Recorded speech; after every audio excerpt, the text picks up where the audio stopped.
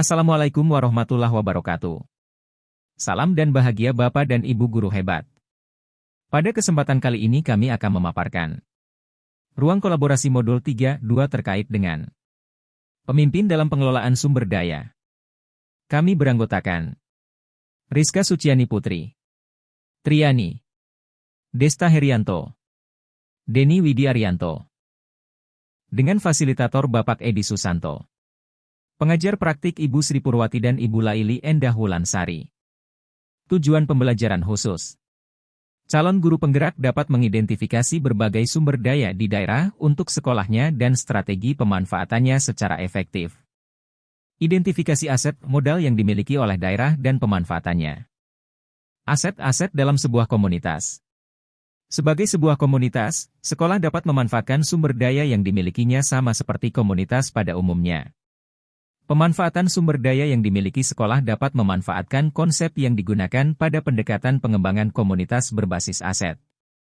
7 modal utama ini merupakan salah satu alat yang dapat membantu menemukanali sumber daya yang menjadi aset sekolah. Dalam pemanfaatannya, ketujuh aset ini dapat saling beririsan satu sama lain. Misalnya modal budaya dapat beririsan dengan modal agama. 7 aset utama yang dimiliki daerah dengan dukungan data dan elaborasi di antaranya. Modal manusia, modal sosial, modal politik, modal agama dan budaya, modal fisik, modal lingkungan dan alam, modal finansial. Identifikasi aset modal yang dimiliki oleh daerah Kabupaten Ogan Komering Ilir. Modal pertama adalah modal manusia yang terdiri atas 1. Guru PNS dan berserdik. Di sekolah terdapat mayoritas guru yang sudah berstatus pegawai negeri dan bersertifikat pendidik. Ini menjadi aset potensial untuk diberdayakan. 2. Siswa. Siswa dengan heterogen dengan berbagai potensi memiliki manfaat bagi kemajuan akademik dan non-akademik. 3. Guru yang memiliki kecakapan di bidang seni. Sekolah memiliki guru yang cakap di bidang seni rupa, seni musik, dan prakarya. Dengan aset ini, guru tersebut berpotensi untuk diberdayakan sesuai pembina ekstrakurikuler sesuai kecakapan yang dimiliki. 4. Tenaga kependidikan. Memiliki tenaga kependidikan yang handal dan berwawasan baik di bidang IT menjadi potensi yang dapat dimanfaatkan dalam memfasilitasi kegiatan-kegiatan peningkatan kompetensi siswa atau guru di bidang IT. Modal yang kedua adalah modal sosial, terdiri dari 1. OSIS. Menjadi organisasi penting dalam mengasah kemampuan siswa dalam berorganisasi, bersosialisasi, dan mengemukakan pendapat. 2. Komunitas belajar. Guru, tenaga kependidikan, dan pendidik yang memiliki semangat dan kepedulian yang sama terhadap transformasi pembelajaran, terutama dalam implementasi kurikulum. Manfaat Kombel untuk memfasilitasi belajar bersama tentang kurikulum, diskusi untuk memecahkan masalah seputaran pembelajaran di kelas, proses berbagi praktik baik dengan rekan sejawat tentang implementasi kegiatan pembelajaran, dan refleksi pembelajaran rekan sejawat. 3. KKG MGMP. Melalui KKG MGMP yang terprogram dengan baik dapat berdampak pada peningkatan kompetensi guru untuk menyelenggarakan pendidikan yang berpihak pada murid. 4. Parenting paguyuban. Dengan paguyuban kelas yang sudah terbentuk, menjadi modal potensi dalam memajukan sekolah. Contoh kegiatan yang bisa dilakukan seperti program kelas kreatif. 5. PGRI. Adalah wadah keprofesian guru dalam menjalin kebersamaan dan kekeluargaan. Dengan aset ini, guru berpotensi untuk diberdayakan sesuai dengan kemampuannya.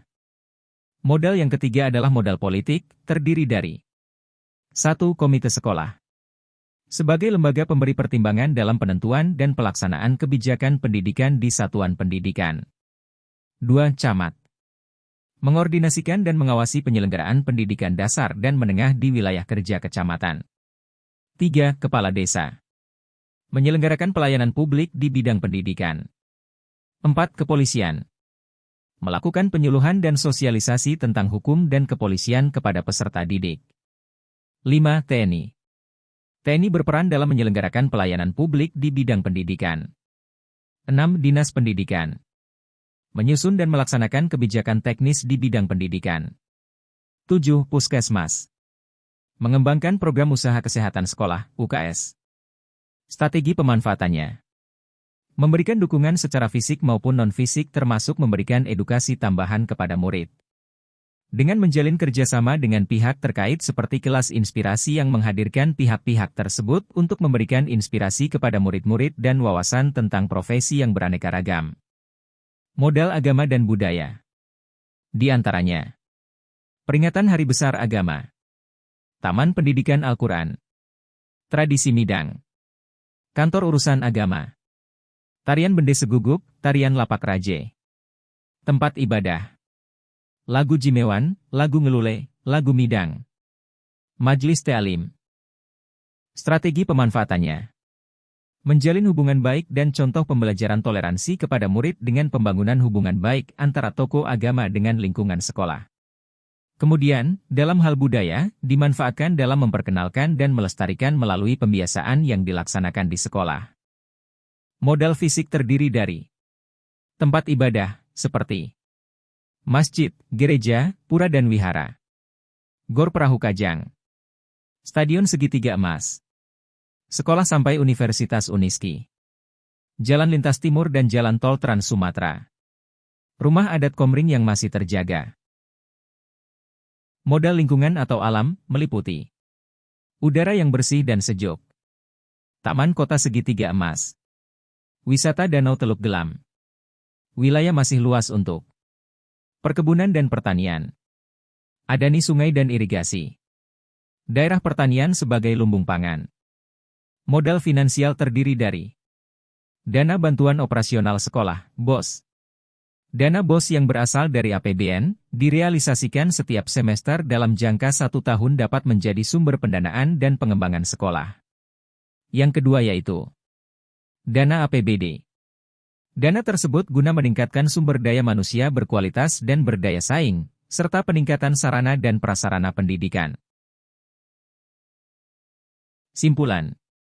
Dengan hasil pemetaan 7 aset utama dapat digunakan untuk membantu menemukan sumber daya yang menjadi aset sekolah.